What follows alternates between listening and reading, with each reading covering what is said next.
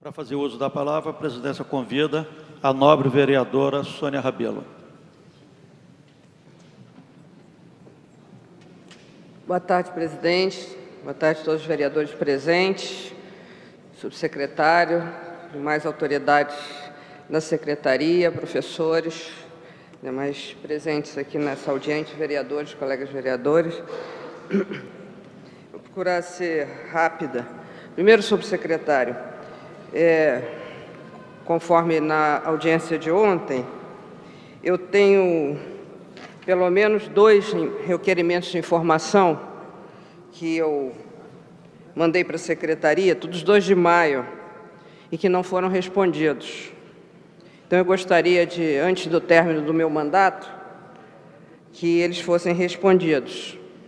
E um deles diz respeito à questão da implantação, o quadro de implantação dos direitos dos professores em relação a 1/3 de planejamento relativos às férias, da Lei 11.738, né, que já está em vigor há muito tempo, lei federal, e que ainda, não sei se já, os professores ainda se queixam de que muitos deles não têm isso implantado. Então, eu gostaria que esse requerimento, é o 2.657, de 2 de maio de 2012, sobre esse quadro de implantação para assegurar os direitos dos professores, e ainda não foi respondido.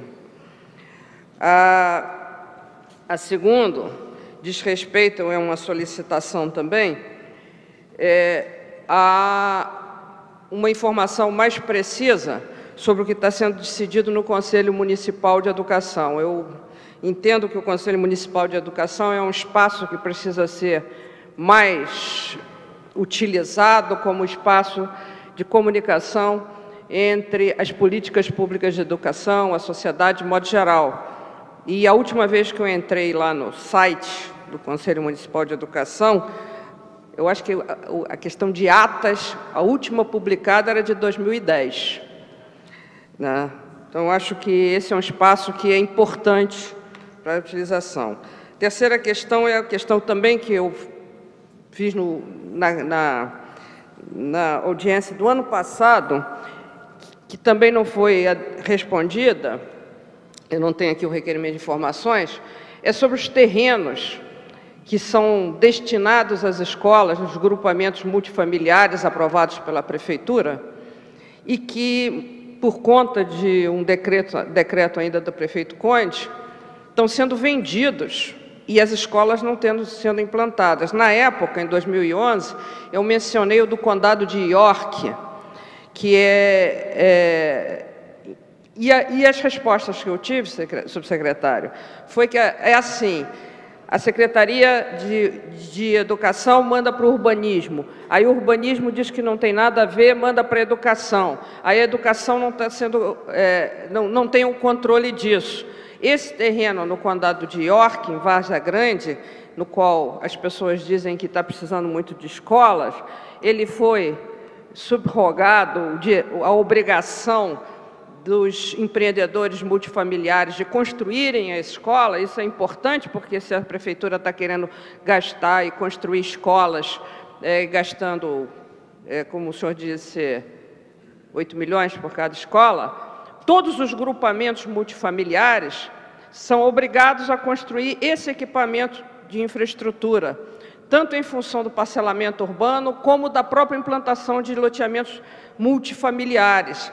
E agora vão ser implantados inúmeros loteamentos multifamiliares provenientes dos megaprojetos, tanto no Parque Olímpico, que é do tamanho de uma Copacabana, como no Porto Olímpico.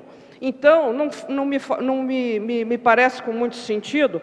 A Prefeitura está fazendo inúmeros projetos. Esses 2 projetos, cada um deles tem mais de 1 milhão de metros quadrados sendo alienados pela Prefeitura, e nada, absolutamente nada, é destinado a equipamentos de infraestrutura urbana para as escolas. Então, eu gostaria de fazer essa colocação. No Condado de York, a subrogação da obrigação de construção da escola foi pago, na época, apenas R$1 milhão, que sumiu na conta. Então, acho que essa é uma conta que a Prefeitura precisa fazer em relação às obrigações urbanísticas de implantação de escolas. Finalmente, senhor secretário, eu gostaria só que o senhor ratificasse a ideia de que esse plano de cargos e salários que a Secretaria diz que está em vigor é o decorrente de... Essa é uma resposta que eu gostaria agora. Se é da Lei 1881. É? Pois então, essa lei, que foi promulgada, teve algumas arguições de inconstitucionalidade, diz o seguinte: ela implanta 40 horas para os professores. E fala, em um dos artigos que não foi declarado inconstitucional, que os professores 40 horas, que é o meu ponto, que exercem a dupla regência, têm o direito de opção para a implantação da dupla regência. É o artigo 11 dessa lei que a secretária, o senhor, acaba de dizer que está em vigor. Até hoje isso não foi implantado. E os professores em dupla regência continuam sem os seus direitos de remuneração pagos, porque são pagos através das esdrúxulas verbas de cargos especiais. Eles são professores 20 horas e mais 20 horas de professores boia-frias. Eu não sei se as senhoras concordam, porque estou fazendo balanço com a cabeça, mas até onde eu pude pesquisar, o artigo 11 diz que a opção de que trata o parágrafo 2º e 3º do artigo anterior implicará no exercício mínimo de 5 anos ininterruptos da jornada de trabalho escolhida. Né? Então, a jornada de trabalho escolhida, a secretaria teria que oferecer se o professor estaria aceitando. Isso não é mudança de cargo, e eu falo que não é mudança de cargo, eu esclareço todos aqui, porque, inclusive, em várias universidades, eu mesmo sou professora da UERJ, mudança de cargo é mudança de cargo de carreira, e não da tipologia da jornada. Isso aí é evidente. Então, não existe mudança de cargo. Eu sou professor P1, 20 horas, e vou se tornar 40 horas professor P1, então isso não é mudança de cargo. Claro que não é. A mudança de cargo vedada pela Constituição, artigo 37.2, é mudança de cargo de carreira, e não de jornada de trabalho. Então, a Prefeitura já tem essa obrigação legal de implementar o direito dos professores incorporarem a jornada de trabalho 40 horas. E por que eu estou falando isso agora? É fundamental que essa casa aprove, nesse orçamento do ano que vem, recursos necessários para a implantação desses direitos dos professores que exercem dupla regência, de receberem seus direitos 40 horas, porque sobre eles incidirão os direitos relativos a triênios, direitos previdenciários, etc., etc. E isso, para ser implantado, senhor subsecretário, precisa estar na previsão orçamentária do ano que vem. Isso é um direito do professor. Muito obrigada. Secretário. Bom, vereadora, com relação à questão dos requerimentos de informação, né, eu vou verificar, porque realmente não dá, sim, eu não consigo responder para a senhora onde é que eles estão eventualmente parados. Tá certo? E a gente, né, dá uma informação para o gabinete da senhora com relação aos requerimentos. Tá? Com relação à questão dos terrenos, né, o que eu posso dizer para a senhora é o seguinte: a secretaria responsável pela aprovação dos projetos é a Secretaria de Urbanismo. Então, se eventualmente está se identificando alguma irregularidade com relação à aprovação dos projetos, em relação a se é obrigado a destinar um terreno ou não para equipamento público, ou se esses terrenos estão sendo eventualmente vendidos, Eu acho que a secretaria que tem que ser indagada é realmente a Secretaria de Urbanismo, não a Secretaria de Educação, né? Não, tem interesse, mas se está havendo alguma irregularidade com algum projeto aprovado irregularmente, eu acho que quem tem que responder se está havendo isso é a Secretaria de Urbanismo, né? Tenho interesse, sim. Eu estou só me referindo ao seu requerimento de informações, ao seu interesse. Quando a senhora perguntar, é conveniente que a senhora pergunte à Secretaria de Urbanismo. Por quê? Né?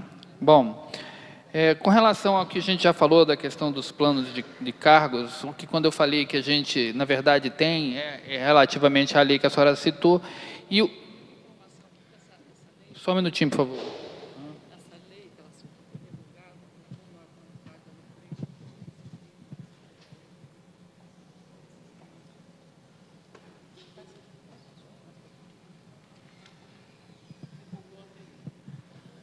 Bom, então, só complementando. Então, quando eu estava falando da questão do plano de cargos e salários, né, uma das, vamos dizer assim, iniciativas que a gente está estudando é exatamente vamos dizer assim, a adequação dessa lei, naqueles pontos em que ela precisa ser adequada ao que já aconteceu, desde a promulgação dela até hoje.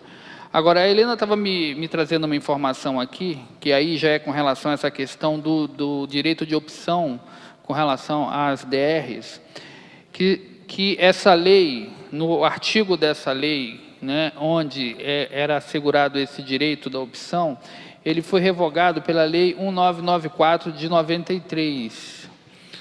Né?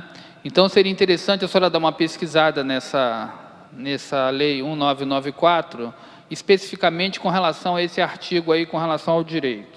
Com relação ao plano de cargo, como eu falei, a intenção é de buscar aperfeiçoar essa lei que está em vigor naqueles pontos em que ela, porventura, está desatualizada. Paula, eu posso responder em relação ao texto planejamento?